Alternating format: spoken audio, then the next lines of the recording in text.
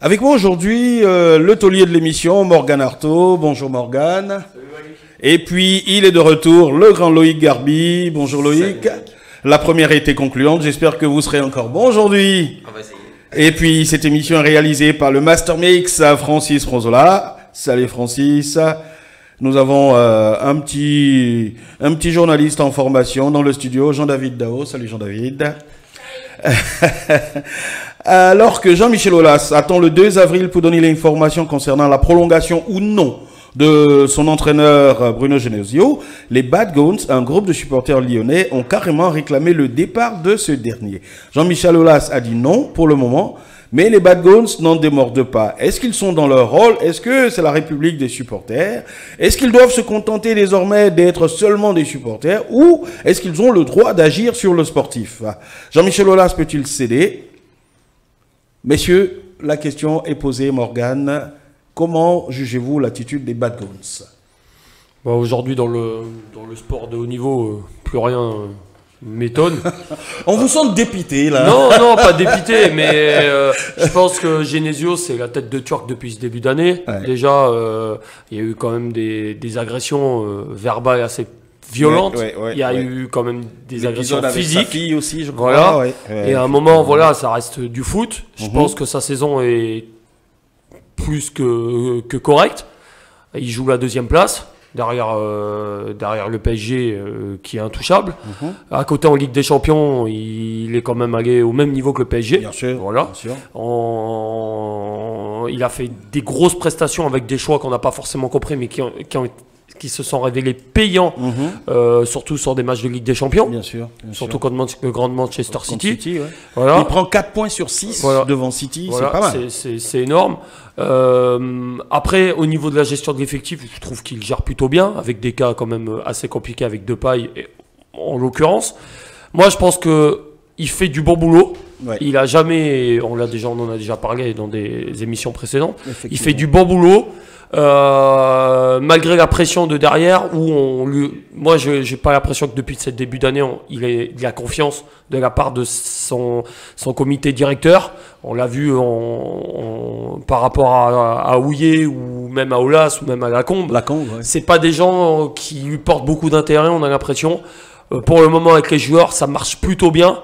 Donc moi je pense que les supporters ils n'ont pas leur mot à dire, c'est pas eux qui font tourner le club. Effectivement, s'il n'y a pas de supporters, le week-end on va un peu s'ennuyer, mais c'est pas à eux de décider. Ça veut dire que Aulas, qui se croit le grand patron, s'il se fait marcher sur les pieds par les supporters, c'est dire qu'Aulas aujourd'hui c'est soit il lâche prise.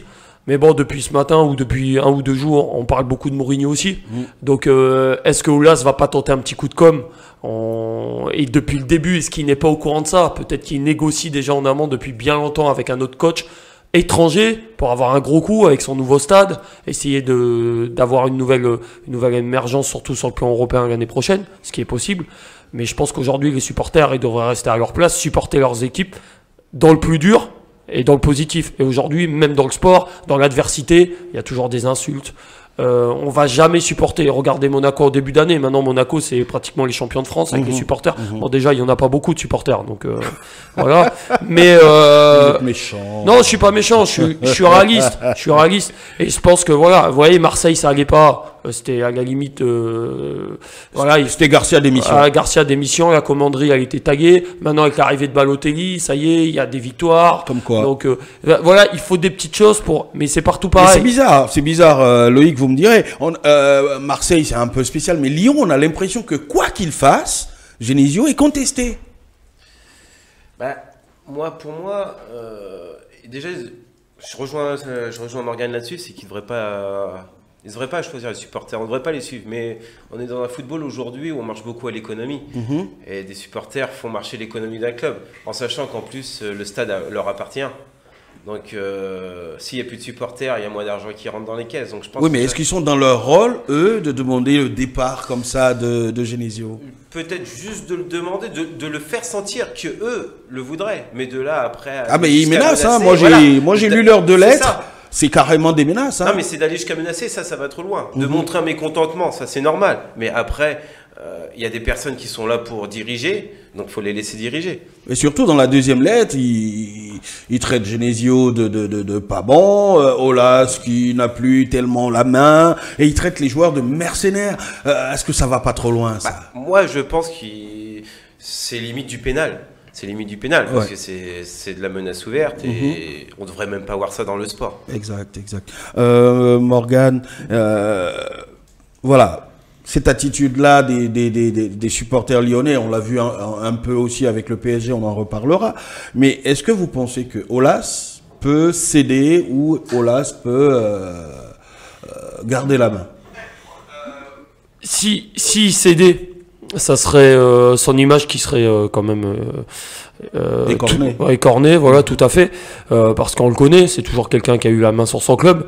Maintenant, céder, je pense que il avait déjà travaillé, parce que sinon il aurait déjà prolongé depuis longtemps. Ouais. Je pense que ça fait un petit moment qu'il réfléchit à mettre quelqu'un vraiment qui a un nom, et c'est ça le problème, c'est que pour pas oublier, Genesio, il est là depuis le début, il a la formation, il a vu grandir Benzema, il a vu grandir Ben Arfa, il a été là depuis le début. Ouais. Et voilà, les Tolisso et tout ce qui s'ensuit. Après, pour en revenir sur l'histoire des mercenaires, si vraiment les joueurs étaient des mercenaires, Fekir il serait déjà parti depuis longtemps, et d'autres joueurs seraient déjà partis, notamment Aouar pourrait partir là, Depay aurait pu partir.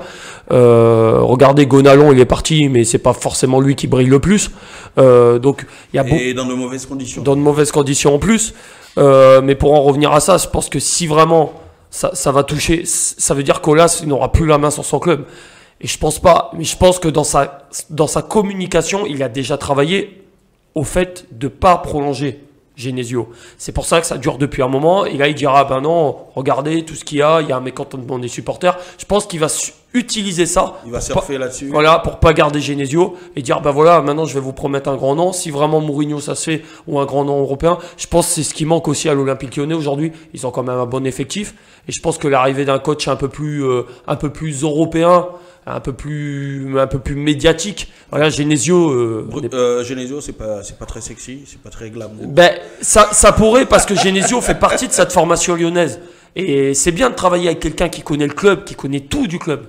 Mais aujourd'hui, regardez, les trois vraiment plus gros du Paris Saint-Germain, j'allais dire, de Lyon, ça soit donc Aulas, Lacombe, Houillet.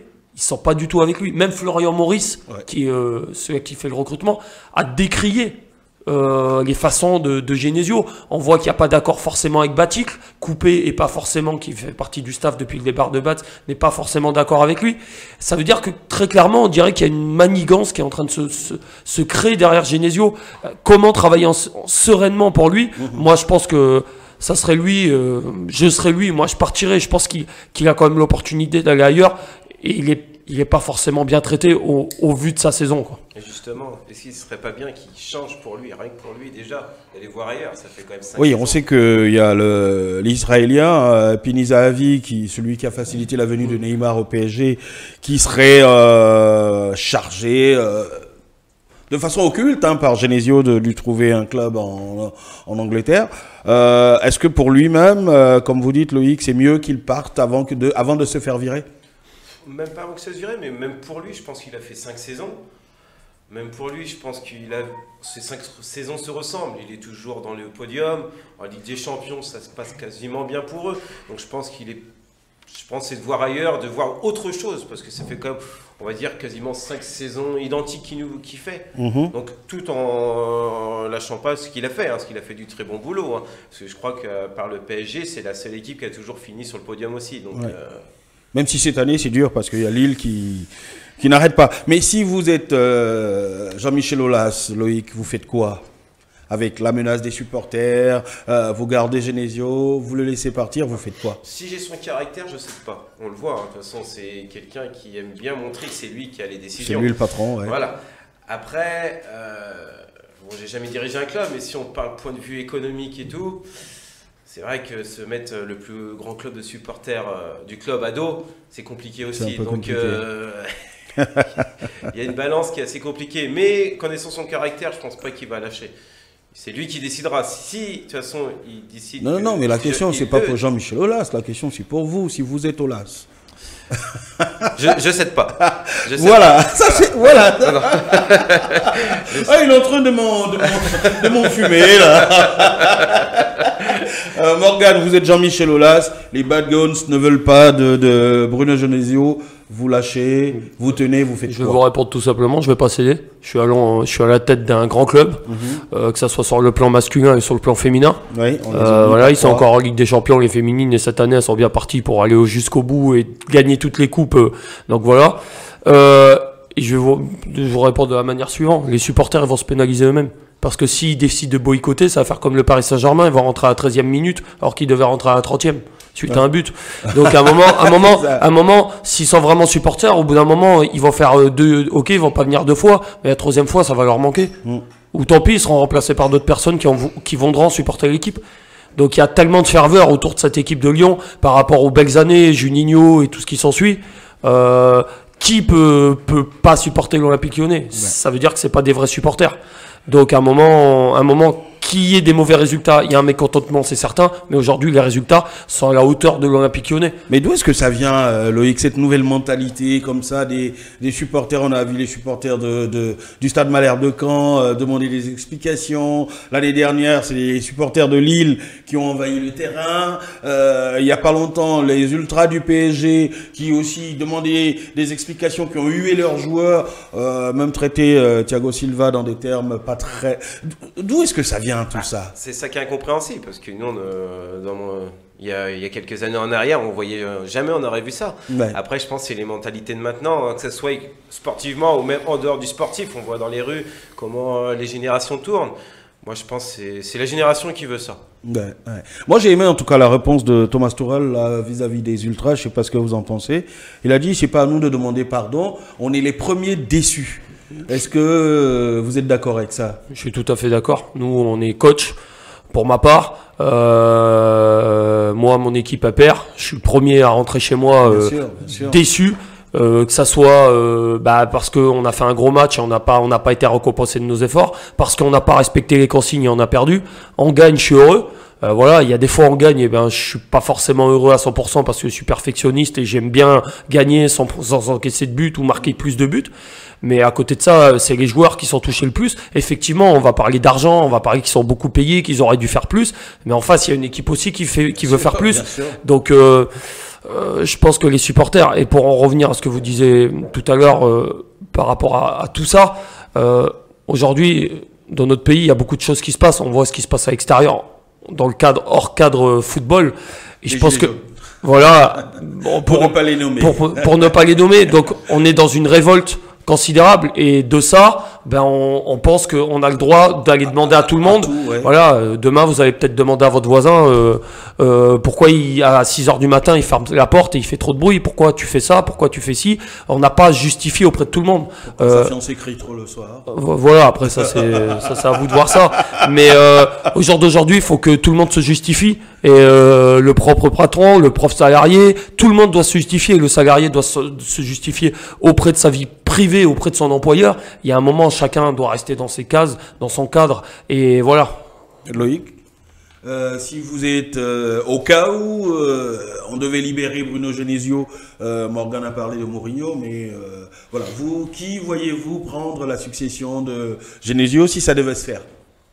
Compliqué, parce que là sur le marché du transfert on n'a pas encore trop de noms. Ouais. C'est vrai que comme Morgane ce matin j'ai vu pour Mourinho qui apparemment a dit qu'il était prêt à relever le défi. Pourquoi pas, ça reste un grand nom d'Europe. Ouais, il avait été invité par Lille aussi. C'est ça, c'est ça, parce qu'on a même pensé que peut-être que l'année prochaine, voilà. Mais pour moi Mourinho serait... déjà pour notre championnat français de voir un entraîneur comme ça. Oui, ce serait... Oui. On parle aussi de Laurent Blanc, ce serait une bonne pioche ou pas? À voir. Après, Laurent Blanc au PSG a fait du bon travail. À Bordeaux aussi, il a été champion de France. Après, moi je pense à quelqu'un d'autre. Après, on va me dire peut-être, mais Puel actuellement aussi. Puel, oui, et c'est le seul qui a fait une bien demi-finale avec. Mais bon, il a le désavantage d'avoir été lyonnais et puis de s'être pris la tête avec Aulas. Je suis d'accord, mais l'autre jour. Après, on peut privilégier l'intérêt général. Ouais, l'autre jour, Lacombe en parlait un peu, et c'est vrai qu'en termes de coach français, c'est le seul qui a réussi à aller en demi-finale avec l'Olympique Lyonnais. Donc, pourquoi pas? Maintenant, je pense que Aulas va tenter un gros coup en essayant de faire venir quelqu'un qui a déjà un passif, qui a joué ou qui a remporté des choses pour pouvoir donner un peu d'ampleur à ce club. 09 52 89 30 16 pour participer en direct à l'émission. Vous nous appelez, on vous répond, vous posez vos questions, on vous répond. Et puis nous sommes en Facebook Live, donc vous pouvez aussi nous suivre sur les réseaux sociaux. Là, je vois Bélanger Coriol, Joël Grougy, Papayou Ngongo qui nous suivent et on les remercie. Alors, messieurs, l'Argentine a perdu 3-1. 3-1 contre le Venezuela. Un pays qui a quelques soucis en ce moment sur le plan politique, même si les joueurs, ils sont pas plus concernés que ça. Lionel Messi a été moyen. Alors la question, c'est déjà de savoir quand est-ce qu'il a déjà été bon avec la sélection Morgan. Moi, je n'ai pas souvenance d'avoir déjà vu Messi bon en sélection. Non, je pense pas. Et puis là, je pense que il y avait beaucoup de joueurs à la maison. Comment on peut se passer d'Agüero? Comment on peut se passer de même d'Higuaín, parce que devant, voilà, là on prend Lautaro Martinez parce que il profite de la situation Icardi à l'Inter pour jouer. Faut être clair. Maintenant sur les joueurs que j'ai vus mis en place, que ça soit contre le Maroc et contre cette équipe du Venezuela, c'est que des joueurs pas forcément qui jouent dans les championnats européens. Voilà, la Paredes, s'il avait pas signé au Paris Saint-Germain, il était pratiquement jamais en sélection. J'ai vu des noms, voilà. Je pense que Messi, il a fait plusieurs fois sans mea culpa, il est revenu de la retraite. Quand il partait en retraite, aucun Argentin a été choqué par ça. Dire, s'il te plaît, Messi, reste chez nous. Je pense pas qu'il soit apprécié plus que ça en Argentine. Ouais. Ça se voit. Chaque fois qu'il vient, il fait pas de gros matchs. Il a jamais été déterminant dans quelque chose. Il a manqué un tir au but décisif l'année dernière qui les a éliminés. Moi, je pense que c'est quelqu'un qui pour moi, qui est un joueur de club. Et voilà, et il n'est pas un leader dans son équipe. On l'a vu à la Coupe du Monde. Quand la France, ça a été pire que tout. Il avait la tête baissée, il n'a jamais essayé d'aller vers l'avant pour essayer de provoquer, pour aller chercher quelque chose pour son équipe. Ça sera jamais un Maradona en puissance, ça c'est sûr, par rapport à la ferveur. Donc pour moi, oui, voilà. Là, en plus, il fait un forfait derrière. Les Marocains, ils étaient tristes de ces tristes. On va y arriver. Et c'est tout. C'est dès qu'il est dans le dur, ce gars-là, faut qu'il abandonne. Ouais. Et on voit qu'il a pas de mental. Loïc, est-ce qu'on peut dire que finalement, avec le temps qui passe, Messi n'est qu'un joueur de club? C'est-à-dire, et quand je dis un joueur de club, c'est-à-dire un joueur du Barça. Parce que contrairement à Ronaldo qui a brillé ailleurs et qui continue, est-ce que Messi finalement n'est qu'un joueur d'un seul club? Pour moi, oui, pour le Barça. Parce que déjà, on n'a jamais eu l'occasion, comme on en avait parlé, de le voir dans un autre club qui est un tort. Par contre, l'Argentine, j'arrive pas à comprendre pourquoi il n'y arrive pas. Parce qu'il y a quand même certains noms. Il y a même Di Maria et certains joueurs. Même là, comment ça s'appelle, Lo Celso. Il a fait un très bon match, moi je trouve. D'ailleurs, qu'il fait une très bonne saison. Mais non, j'arrive pas à comprendre c'est pourquoi il n'arrive pas à élever son jeu. Bon, comme organisé, c'est sûr. Moi, pour moi, il devrait même pas être capitaine. Il a pas cette ferveur, de pouvoir diriger. Il baisse trop vite les bras. Pour moi, il aurait même dû rester à la retraite, de ne pas y revenir, parce que ça sert à rien. Ça sert à rien. En tout cas, il y a un des anciens entraîneurs de sélectionneurs argentins, Menotti, qui a remporté notamment la Coupe du Monde 78 avec l'Argentine, qui a dit pour lui c'est une grosse connerie. Ce sont ses termes. Hein. Vous êtes d'accord avec ça? Moi, je suis tout à fait d'accord. On pourra trouver toutes les excuses possibles, inimaginables, en disant oui, le niveau de l'Argentine, c'est pas les mêmes joueurs qu'au Barça, etc., etc. Mais les joueurs qui sont en place, ils ont envie de mouiller le maillot. Donc, et moi, je pense que lui, c'est quelqu'un qui marche pendant que les autres ils courent. Voilà, au Barça, on sait qu'il va marcher parce qu'il va pas défendre. Parce que ça, on a l'habitude de le voir comme ça. Mais en Argentine, il doit se donner. Il va s'asseoir en public, tout ça.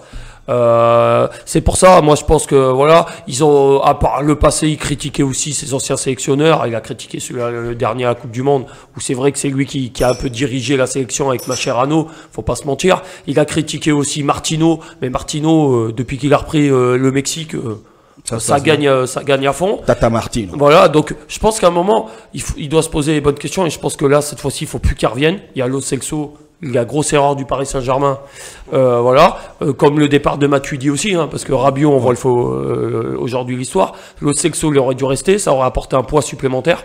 Je pense qu'il y a des joueurs en émergence, il y a de très bons joueurs en Argentine et je pense qu'on doit laisser la place aux jeunes pour pouvoir oublier Messi. Il est très bon au Barça, il va continuer peut-être 1 ou 2 ans à essayer de remporter des titres avec le FC Barcelone. Maintenant en sélection, voilà, si c'est pour faire un comeback, faire un match, il perd, il s'en va, ou il gagne, il reste 2 matchs et au 3e match il s'en va, ça sert strictement à rien, qu'il reste au Barça, et puis comme ça il y aura pas de polémique Messi.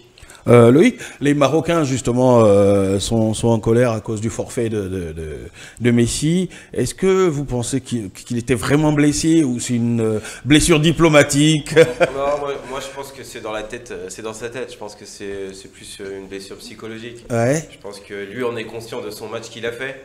Des critiques, de toute façon, je pense qu'il lit la presse comme tout le monde. Donc je pense que c'est un malade imaginaire.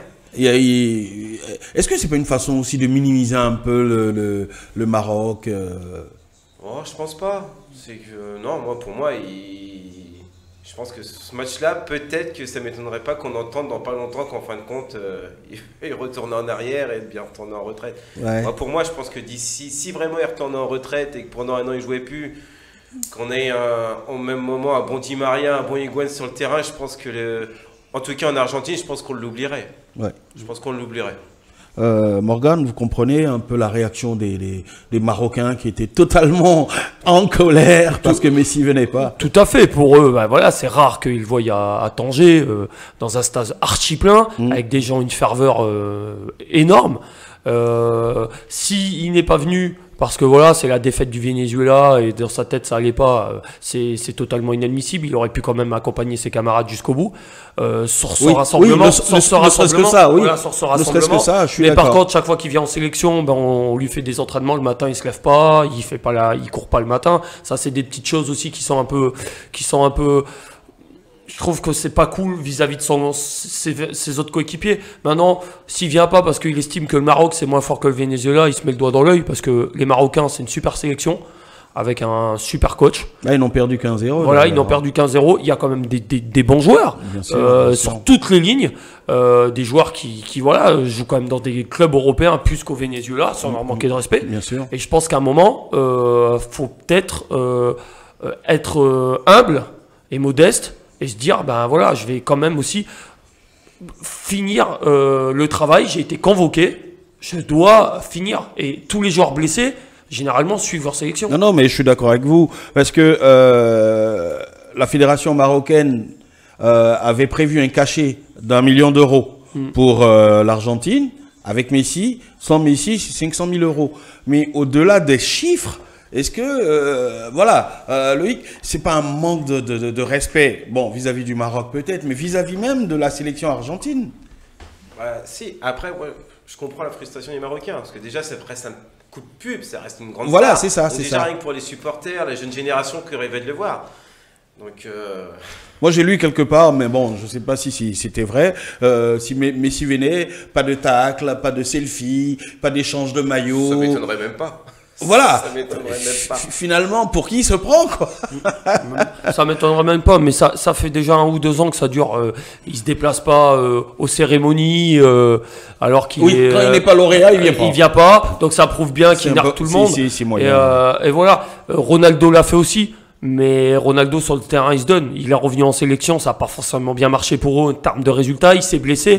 Mais en attendant, quand il met le maillot du Portugal, il a le brassard, il manque une occasion, il va encourager. Et c'est peut-être quelque chose que Messi fera jamais. Et là, il est argentin, il a le brassard, il arrive dans l'équipe, on lui redonne le brassard, vas-y, tiens, t'as le brassard. Il n'est pas déterminant, il marche pas, il fait pas d'effort. Il s'appelle Messi, effectivement, mais à un moment, c'est ton maillot. Voilà, donc t'es capitaine de ta sélection, tu dois l'accompagner jusqu'au bout, quoi. On attend toujours vos questions au 09 52 89 30 16 et puis vos réactions sur le Facebook Live de l'émission. Messieurs, on va passer au cas Kylian Mbappé. Est-ce que Kylian Mbappé est-il en train de se neymariser? L'attaquant parisien a montré des signes qui ont agacé, notamment Blaise Matuidi lors de Moldavie-France, une semaine après avoir refusé de laisser à Di Maria le soin de frapper un penalty. Bon, lundi dernier, ça s'est un peu mieux passé, mais globalement, est-ce que l'attitude de Mbappé vous agace, Loïc? Moi, personnellement, oui. Dites-nous, Ah non, dites-nous tout. Voilà, parce que l'année dernière, on l'a vu, il a gagné la Coupe du Monde, on voyait qu'il restait dans ses chaussettes. Ça allait bien, mais là, on commence à voir des petites réflexions, des petits pics, ou même rien qu'avec ses coéquipiers. Contre le match du PSG, il aurait pu laisser faire le triplé à Di Maria sur le pénalty. Franchement, oui. Parce que personne ne l'avait fait, ça a été un nouveau record. Ouais. Sur un classico. Voilà, donc c'est des petites réactions qu'il commence à faire qu'il n'avait pas avant.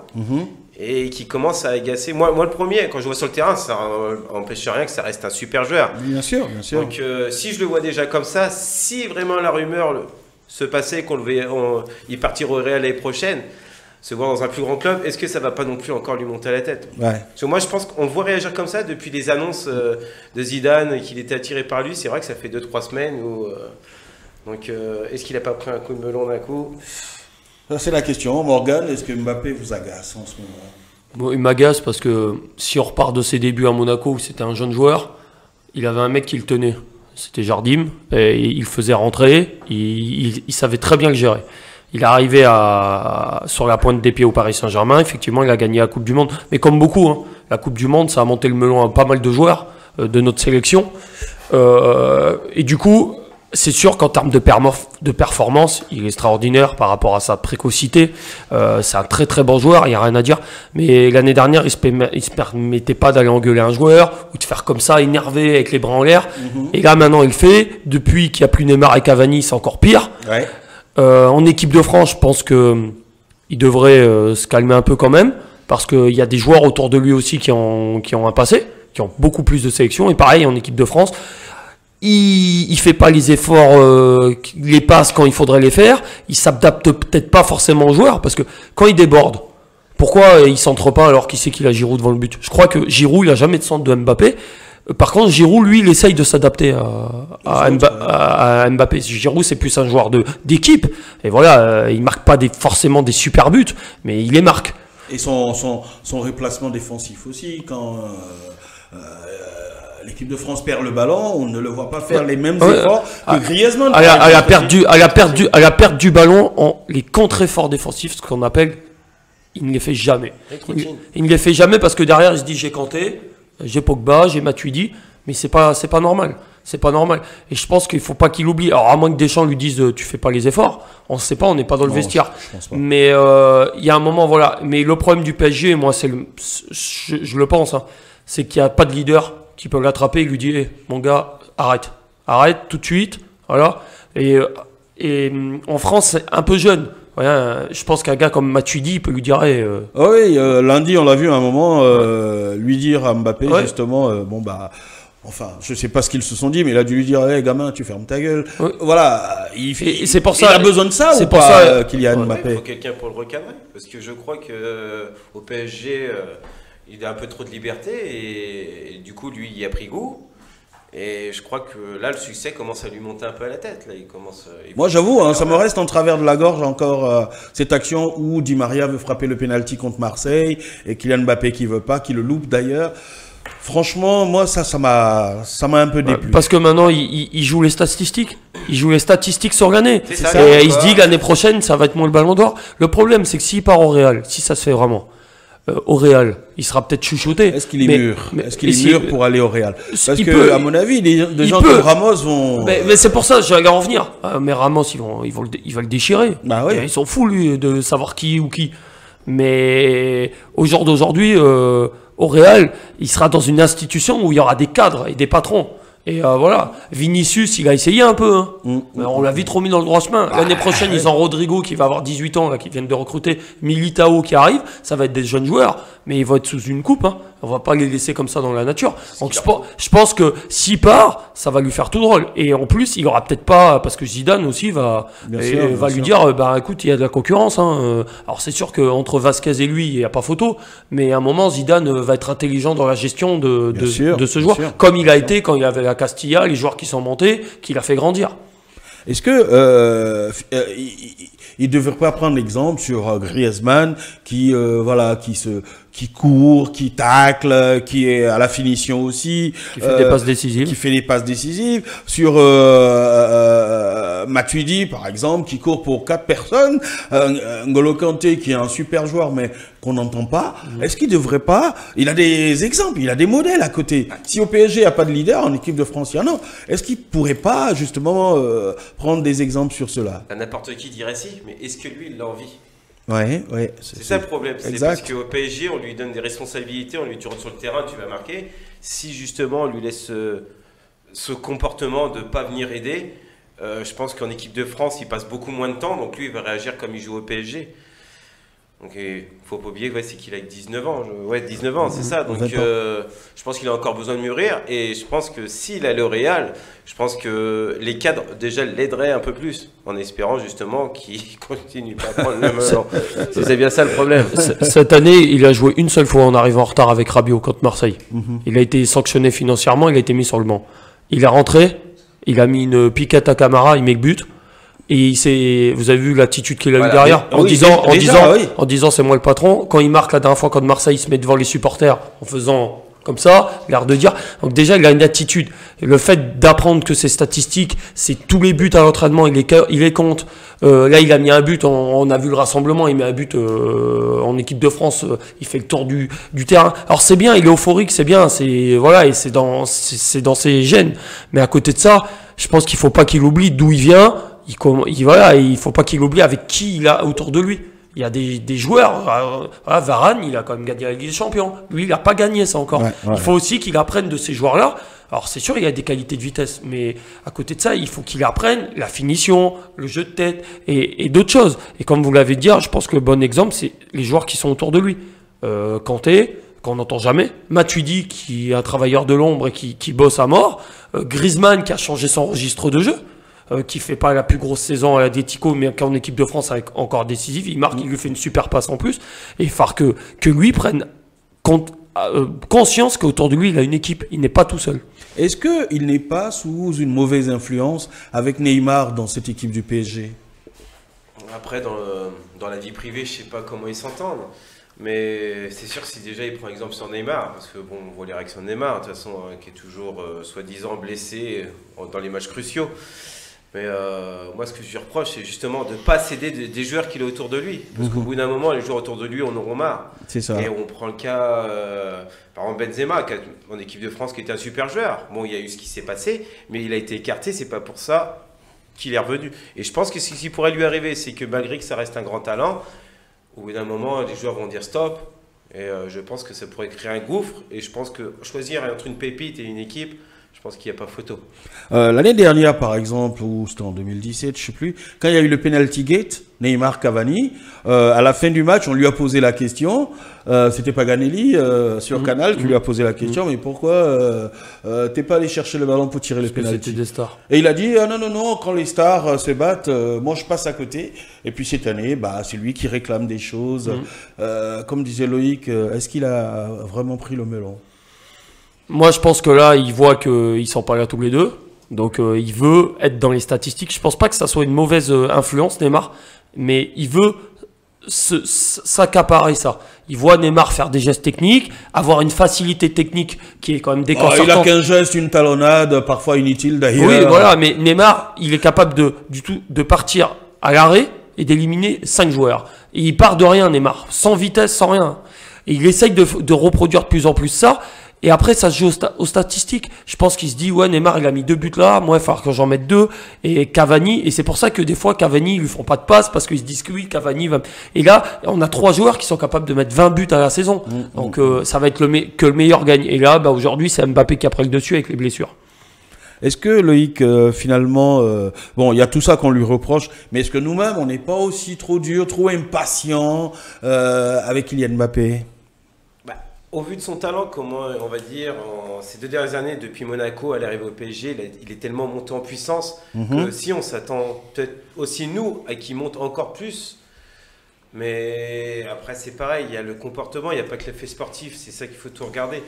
Et je pense qu'on est plus d'un être agacé, ce qui est dommage parce que on regardait encore à l'année dernière, on l'entendait dans ses discours après la Coupe du Monde. Tout de suite il a dit moi, la Coupe du Monde est finie. Nouveau championnat qui reprend, on le voyait tout de suite dans ses baskets, et c'est les discours qu'on ne voit plus maintenant. Donc, c'est vrai qu'on l'annonce au Real pour 280 millions de francs, d'euros, pardon. Est-ce que Morgan, vous croyez qu'il les vaut? Et puis est-ce que vous croyez que c'est le moment pour lui de partir au Real? Le moment, non, parce que je pense qu'il a, au Paris Saint-Germain, s'il a été pris avec Neymar, c'était pour pas gagner le championnat de France, je le redis, et tout ça. Et du coup, le Real, ça va lui mettre une pression supplémentaire.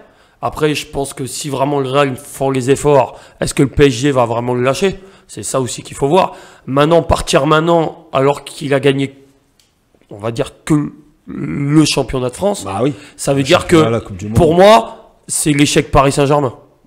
D'avoir acheté un joueur, statistiquement, il aura mis des buts, mais Paris aura fait un échec total avec lui, Neymar, Cavani, même si Neymar est blessé et Cavani est blessé. C'est-à-dire qu'il y aura un échec général du Paris. Si c'est un départ de Mbappé, pour lui sportivement ça peut être bien sous la coupe de Zidane, mais là on parlera plus de Mbappé.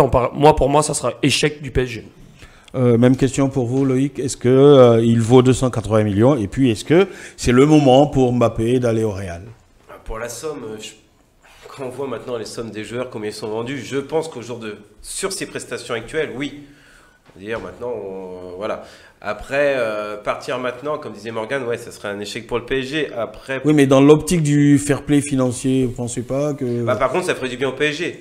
Surtout que je pense qu'il y a d'autres joueurs, je vais pas dire, on va dire, qui ont plus d'expérience. Je ne vais pas dire peut-être d'autant de talent, mais d'autant d'expérience qui pourraient apporter au groupe. Parce que là, au jour d'aujourd'hui, on voit le PSG, je pense qu'il y a trop de stars. Trop de stars, tout le monde veut mettre sa patte. Et moins de travailleurs. Et moins de travailleurs, voilà. Tout le monde veut mettre sa patte et on le voit sur le terrain. Des fois, les individualités. On voit Mbappé, Neymar ensemble. Je pense qu'en travaillant beaucoup plus tous les deux ou tous les trois avec Cavani, comme disait Morgan, ils pourraient mettre énormément plus de buts. Et je pense qu'il faudrait peut-être prendre des joueurs avec un petit peu moins de célébrité. C'est ça. Et peut-être autant de talent. Je suis d'accord. Surtout au PSG avec des joueurs. Après, Cavani, je pense que c'est un joueur d'équipe. Ouais. On peut pas lui reprocher, il se bat tout le temps. Choupo-Moting, il a peut-être une élégance technique moins forte que les autres, mais il se bat. Ouais. Si Verratti était au top de sa forme au lieu d'aller en boîte, je pense que ça serait un top joueur. Parce que il commence à comprendre. Voilà, là en Italie, il a marqué hier soir. Bon, c'était une très faible opposition. Mais au moins il a frappé. Voilà. Ça. Mais si ces joueurs-là, Marquinhos, il se donne beaucoup. Ouais. Bernat, il rend à Paris ce que le Bayern ne lui a pas donné en termes de temps de jeu. Voilà, Kier. Finalement, malgré quelques erreurs de jeunesse, c'est peut-être le futur même de la Mannschaft, parce qu'il fait des bons matchs. Je pense que Di Maria, pour le moment, c'est bien. Je pense qu'il y a des joueurs qui essayent de travailler, mais sur un 11, il faut que tout le monde soit au même niveau. Ouais. Et généralement, il y a toujours des trous. Il y en aura toujours. Mais dans cette équipe-là, il y a trop d'irrégularités. Et c'est pas normal. Est-ce que, Loïc, l'attitude de Mbappé a quelque chose à voir avec la grosse déception de l'élimination du PSG en Ligue des Champions? Parce que je me souviens, c'était contre Dijon, je crois, ou je sais plus, il avait marqué, et puis il s'est mis comme ça devant les spectateurs. Est-ce qu'il n'y a pas une forme de dépit aussi? Peut-être dans sa tête, mais moi, en tant que joueur, quand je l'ai été, moi, je perds la Ligue des Champions. Parce que là, on peut parler d'arrogance quand même, là, en ce moment. Moi, je pense que ce serait plus dans le travail qu'il faudrait qu'il le montre. Si c'est dû à ça, il part dans le mauvais chemin. Après, je ne suis pas dans sa tête, mais pour moi, ce n'est pas la défaite de la Ligue des Champions. Morgan? Ils ont perdu en Ligue des Champions, voilà, c'est fait. Maintenant, les joueurs, ils doivent avoir une discussion entre eux, se responsabiliser, finir le boulot au mieux. Il leur reste que le championnat de France et la Coupe de France. Ou la Coupe de la Ligue, je ne me rappelle plus. Coupe de France. Coupe de France. Donc maintenant, ils n'ont plus que ça. Maintenant, finir le travail au mieux. Et voilà, et il se ressent. C'est comme ça. Voilà, demain, vous êtes commercial, dans la vie normale, vous perdez un contrat, et il faut vous allez charbonner pour aller chercher un autre contrat. Ça, exact. Donc à un moment, voilà, il faut atteindre ses objectifs. Et lui, c'est quelqu'un qui va atteindre des objectifs. Donc il continue à travailler, que ce soit contre Dijon, Lyon, Lille, Saint-Etienne. Il met ses buts, puis en fin d'année, il dira moi j'ai fait une bonne saison, mais la Ligue des Champions, on a foiré. C'est tout. Mais il y a un moment, on passe à autre chose. Là, on peut pas revenir en arrière. Exact. Moi, j'ai vu un peu l'attitude des joueurs du Bayern. Le match qui a juste suivi leur élimination en Ligue des Champions. Mais ils étaient, comme vous dites, passés à autre chose. Ils sont passés à autre chose. Voilà, ils étaient enthousiastes. Voilà, c'est peut-être ça aussi qui. Et depuis ça, ils sont en train de faire une remontada sur Dortmund. Ça, c'est fait. Ils sont même dans 2 points. Ah, et là, ce week-end, ils sont devant au goal average. Et au goal average, et ce week-end, c'est le match déterminant. Parce qu'on a un gros week-end de football avec des très très gros matchs sur tous les championnats. Des chocs, là. Et donc, du coup, ça sera peut-être le match du titre pour le Bayern. Un dernier mot, Loïc, sur Kylian Mbappé. Comment est-ce qu'il peut s'améliorer?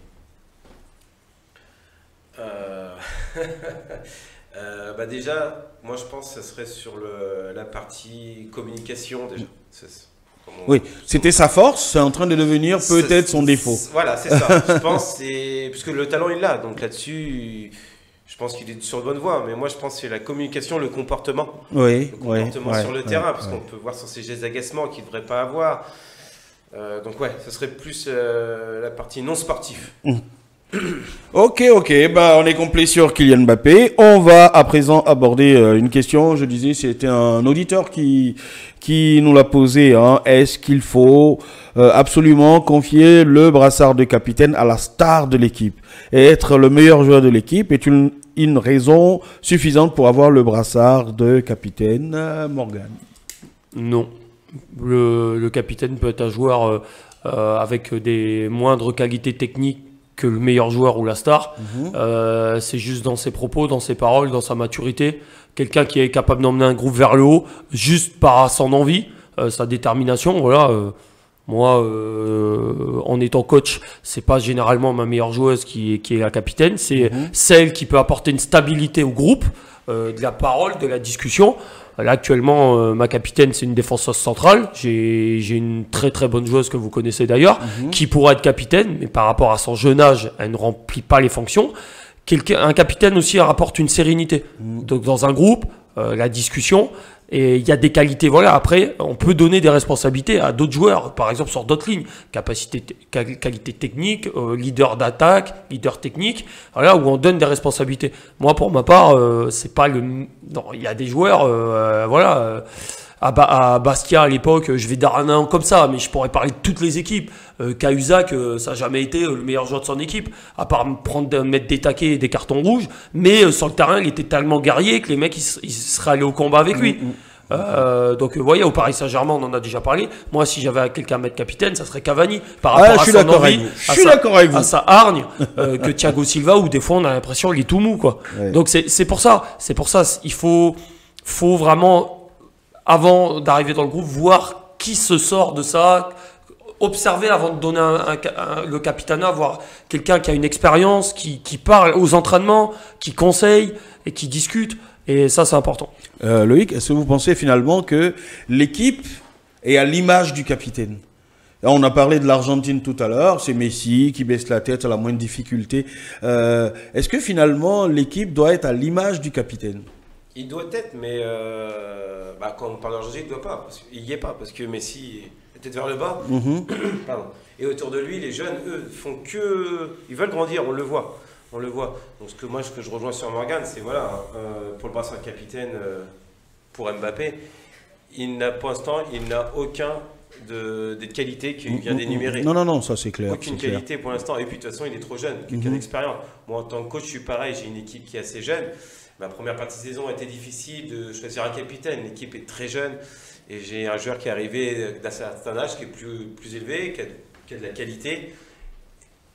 Donc ça a été très vite facile à donner le brassard. Mais c'est vrai que je rejoins Morgan là-dessus. Il faut quelqu'un qui sache parler au groupe quand le coach n'est pas là. Parce que c'est pareil, il il y a une façon dans le vestiaire où le coach parle, et une fois que le coach parle, il faut toujours que ce capitaine, justement, soit là pour encourager. En gros, hein, vous êtes des coachs. Si vous devez nommer un capitaine, vous débarquez dans une équipe, vous devez nommer un capitaine. Quels sont les critères pour vous les plus importants, Morgan?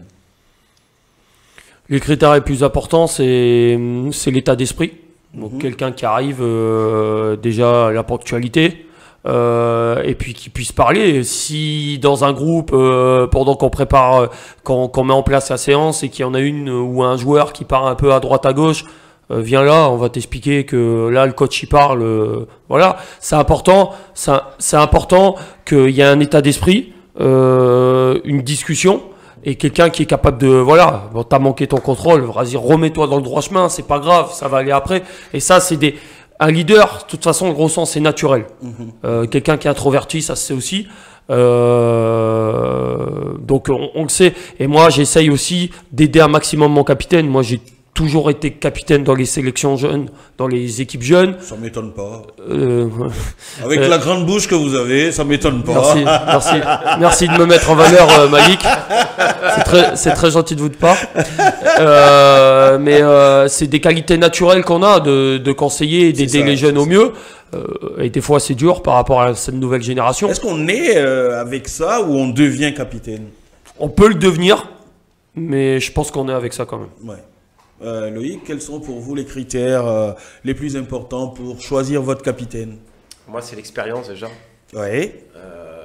C'est quelqu'un qui peut être autant discret à l'entraînement que justement remettre à l'ordre un joueur qui commence à sortir de son entraînement sans que le coach ait besoin de le faire. Oui. Qu'il soit là pour discuter. Quelqu'un à qui moi en tant que coach, avoir des discussions, de reparler du match, recadrer, voir tout ce qui ne va pas. Parce que moi, je suis très à l'écoute. Que ce soit n'importe quel capitaine que j'ai eu, je suis très à l'écoute. Je suis encore un jeune entraîneur, ça fait 3 ans, donc je suis encore là pour apprendre. Donc moi, j'apprends de mes capitaines et aussi de mes erreurs. Donc pour moi, c'est quelqu'un qui communique énormément aussi. D'accord. Donc on est d'accord. Moi aussi, j'aurais dit comme vous. Hein, la star, c'est pas forcément. Sachant que je vais rajouter une petite chose. Des fois, il y a des entraîneurs qui attendent beaucoup de leur capitaine en tant que relais, même sur un conflit avec un joueur. Un relais, moi, ça m'est déjà arrivé que mon coach m'appelle pour me dire ça serait bien que voilà, tu l'attrapes, qu'on ait une discussion, parce que moi, le dialogue, il passe plus. Et c'est important aussi, faire une réunion, dire. Moi, ça m'est déjà arrivé dans des clubs d'être capitaine et de faire une réunion, parce qu'avec le coach, ça passait plus, avoir des discussions. Et un capitaine, c'est un deuxième coach, mais sur le terrain. Et c'est un rôle très difficile, je tiens à le dire, parce que des fois on n'est pas concentré à 100% dans le match, et selon on pense plus aux autres qu'à soi-même. Voilà, et selon le niveau où on joue, ben on va plus de temps passer de temps à parler avec l'arbitre. Après, quand on joue à un certain niveau, ben les joueurs se responsabilisent, mais plus on descend et plus c'est dur. Donc du coup, c'est un rôle qui est très dur, mais ça peut s'apprendre comme ça vient tout seul. Voilà. Est-ce que, dernière question sur le capitanat, est-ce que ça vous est arrivé, par exemple, de choisir le joueur le plus nerveux sur un match, hein, pas sur une saison, mais sur un match, le joueur le plus nerveux, par exemple, vous le mettez capitaine, histoire de se calmer un peu. Je sais pas, est-ce que ça vous est déjà arrivé, ça? Non, moi non. Non. J'ai jamais pris le risque. D'accord. Parce que nous, quand on était tout petit, parfois, l'entraîneur, il faisait ça, et puis, ça marchait, quoi. Moi, je me suis déjà adapté à plusieurs situations, par rapport à un groupe jeune où, voilà, j'avais pas forcément mes capis de désigner. Donc, j'ai mis celles ou ceux qui étaient le plus anciens, qui avaient une certaine expérience, mais qui n'étaient pas forcément naturellement des leaders. Où, oui, sur des matchs, il y a eu des sanctions, des retards, donc j'ai enlevé. Et puis j'ai mis au plus méritant selon la semaine d'entraînement, parce que voilà, ça aussi ça arrivé selon le match. Mais je l'ai fait une fois, pour une joueuse que j'ai encore cette année dans mon groupe, qui est une excellente joueuse de ballon, mais qui à chaque fois est capable de péter un câble, même si on gagne un score ou quoi. Et je l'ai mis sur ce match-là, qui était un match très dur, avec des conditions météorologiques ignobles, avec du vent et de la pluie. Et elle nous a fait un match monstrueux, et le brassard l'a rendue différente, plus douce envers ses camarades, plus douce envers tout le monde. Et ça a été un choix payant. Si j'avais à le refaire, je le referais. Donc du coup, ça a été payant sur ce match-là. D'accord, d'accord. Allez, dernier sujet, c'est l'équipe de France. A-t-on assisté au meilleur match de l'équipe de France depuis le mondial, après sa large victoire lundi contre l'Islande? Loïc? Le plus abouti, je sais pas. Bon, certes, je ne veux pas manquer de respect à l'Islande. Le niveau était nettement inférieur. Pourquoi vous dites ça? L'Islande a déjà tenu en échec la France 2-2. Ouais, il y a un petit moment. D'ailleurs, il a fallu que Mbappé rentre pour provoquer un CSC et puis un but. Non, ça a été un match assez abouti. Pour moi, ça reste le match contre l'Allemagne. Le match retour en Coupe des Nations, où ils ont gagné 2-1, c'est ça. Pour moi, c'est le match référence depuis la Coupe du Monde. Après, rien ne cache que ce match a été très bien, très abouti, où on a même des joueurs qui ont mieux joué. On a retrouvé Pavard, par exemple. On a retrouvé Pavard, voilà, au match il y a 3-4 jours avant ça a été pour moi désastreux. Ouais. Et voilà, donc, mais pour moi, ce n'est pas leur meilleur match. Morgan? Pour moi, c'est pas le meilleur match parce que l'Islande, c'est pas la même équipe. Ça commence à être un peu plus vieillissant. Là, j'avais joué à 5 derrière, donc ils adopté quand même une attitude défensive. La France a réussi à trouver les brèches pour pouvoir marquer ses buts. On a vu des joueurs, je suis content pour Umtiti qui revient et qui marque. Ça nous a rappelé des bons souvenirs avec sa célébration. Il a cassé la démarche. Voilà, après il y a eu des belles actions, surtout sur le but à Mbappé, cette transition offensive rapide. Moi je pense que il faut voir, moi je suis pressé de voir contre les Turcs dans une ambiance différente, parce que là on affronte les équipes les plus faibles. La Moldavie, tout le monde nous voyait leur mettre 10-0, on en prend quand même 1 et on en marque 4. En deuxième mi-temps on s'est endormi. Donc il faut qu'on arrive à avoir un niveau de jeu similaire, mais face à des équipes un peu plus coriaces. Et là, on pourra parler de prestations de haut niveau, quoi. La semaine dernière, on parlait du conservatisme de Didier Deschamps. Est-ce qu'il a raison d'avoir gardé le même 11 sur ces deux matchs-là, ou est-ce qu'il avait l'occasion de faire tourner un tout petit peu? Après, quand on a un bon groupe, pour moi, si le groupe est bon, pourquoi le changer? Ouais. Après, pour moi, le seul échec qu'ils ont eu contre la Moldavie, c'est le but encaissé. Ouais. C'est un but qu'ils n'auraient jamais dû prendre. Après, sinon, à part ça, si le groupe est bon, la preuve, Pavard a fait un très mauvais match et là, il l'a gardé.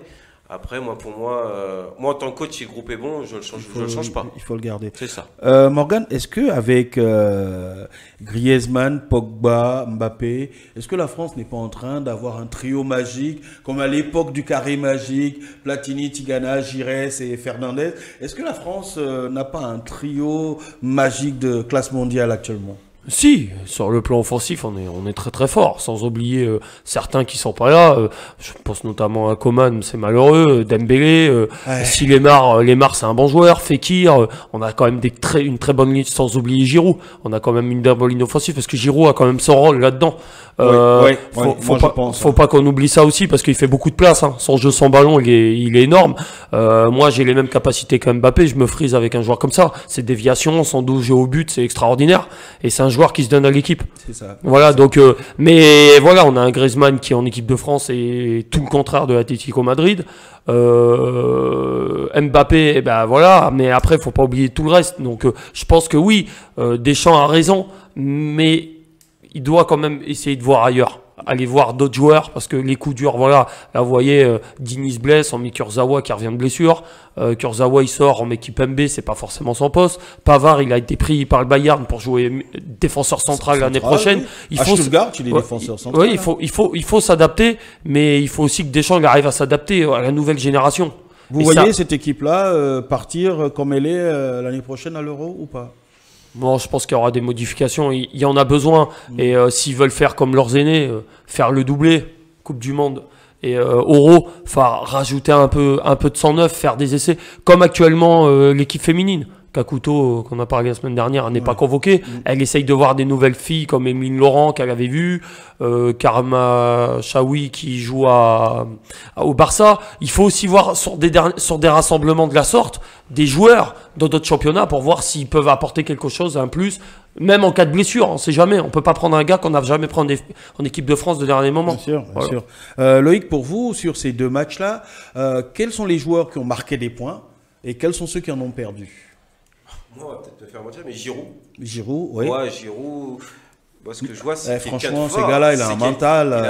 Avec tout ce qu'il se prend dans la tête. C'est ça, voilà, il est critiqué. Alors qu'il fait un super boulot. Certes, c'est pas un vrai neuf de pointe, mais il est là pour gêner la défense, pour voilà, comme ça ouvrir des portes. Pour moi, Giroud, déjà, c'est qui. Pour moi, il a marqué des points. Oui, je pense. Et qui en a perdu, d'après vous? Pavard, quand même, pour l'instant, j'attends de voir confirmation contre les Turcs d'abord. Parce que s'il retombe dans ses travers, je pense que là, lui, il va reperdre des points. Et les remplaçants Thauvin, Lemar, pour vous, Morgan, est-ce qu'ils ont gagné des points ou ils en ont perdu? Lemar, même Fekir. Lemar, il fait une bonne rentrée. Hein. Contre la Moldavie, c'est lui qui compte le ballon pour le but. Hein. Oui, mais bon. Après, oui, mais il rentre, mais moi, je pourrais faire cette passe-là. Hein. Oui, je suis d'accord, mais si c'est Mbappé au pressing, c'est peut-être pas la même chose. Il serait peut-être pas allé. Et il y aurait même pas eu pressing, peut-être. Après, oui, il y a un 11. Après, les remplaçants, ils ont rien apporté. Donc ça, faut être clair. Et c'est pas normal.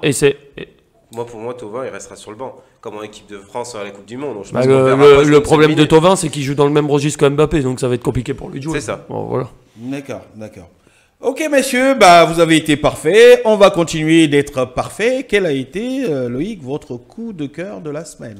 Moi, ce week-end, on n'en parle pas beaucoup, c'est pas très médiatisé. C'est le 4e titre mondial de l'équipe de France en patinage artistique. Patinage artistique avec Cizeron et au Japon. Papadakis. C'est ça, tout à fait. Donc leur 4e titre sur 5.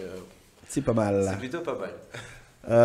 Morgane, quel a été votre coup de cœur de la semaine? Moi, c'est Olivier Giroud, parce que je suis attaquant et je trouve que voilà, c'est pas un joueur de profondeur, mais c'est un joueur de surface. Il est toujours là pour marquer des buts. Il vient de dépasser un record, donc il restera dans les annales du football. Il a encore marqué là, il marque lundi soir. Donc, il faut connaître aussi qu'il joue plus du tout à Chelsea, il joue que l'Europa League. Ouais. Donc il garde quand même un niveau, il essaye de répondre présent à l'équipe. Donc chapeau à lui, qui continue comme ça. Vous comprenez tout ce qu'il se prend comme critique. Mais il a un état d'esprit irréprochable et en plus il vient du bas. Parce que c'est un joueur qui a joué à Tours, qui a joué à Lorient, qui a joué à Montpellier. Et depuis, il grandit, il avance. Et voilà, il a un style de jeu qui plaît pas, mais en attendant, il est là, il marque. Donc, faut accepter ça. Honnêtement, je suis d'accord avec vous parce que je trouve quand même un peu injuste toutes les critiques qu'il se prend, surtout depuis l'affaire Benzema. Tout à fait. Voilà, il se prend plein de critiques. Pourtant, en équipe nationale, il fait son taf, quoi. Alors, votre coup de gueule, Loïc? Alors moi, j'en ai un petit, c'est sur le football amateur. Ouais. On commence à voir la Ligue et les districts demander de plus en plus de diplômes aux jeunes entraîneurs où il n'y en a pas forcément besoin. Et c'est vrai que c'est quand même dommage où on va pénaliser plein de petits clubs amateurs parce qu'ils n'auront pas forcément de payer ce genre de diplôme. Oui, parce que les formations, ça coûte. Hein. Oui. Morgane, votre coup de gueule? Pas un petit, j'espère. Non, le boxeur français Sabri Sediri. Oh là là. Je pense qu'il s'en rappellera. Donc je pense que voilà, ça a pas du tout montré sur la scène sportive générale de narguer quelqu'un. C'est jamais fini. Hein. Non, jamais. Mais en boxe, sur un coup, tout peut arriver. Jamais fini. Il prend le coup qu'il fallait pas prendre à 14 secondes de la fin, alors qu'il était en position favorable pour la victoire. Et derrière, il perd. Donc, comme quoi, dans le sport, rien n'est jamais fini. Donc, il faut qu'il se pose les bonnes questions ou qu'il arrête sa carrière là maintenant. Excusez-moi mon langage, hein, mais voilà. Sur ça, moi, j'ai envie de dire, c'est très bien fait pour sa gueule. Tout à fait, mais moi je suis d'accord avec vous. Il faut respecter l'adversaire parce qu'on est en boxe. Un coup je suis d'accord avec peut vous. Vous mettre KO à n'importe quel moment d'un combat. Voilà, c'est sur ces coups de gueule, coups de cœur que nous terminons notre émission qui a été réalisée par Francis. Sachez qu'elle vous sera rediffusée le dimanche à partir de 9h. Merci Loïc. Merci à toi. À nous revoir. Merci Morgane. Merci Maggie. Et puis merci à nos auditeurs, à nos Facebookers. Et on se dit à la semaine prochaine.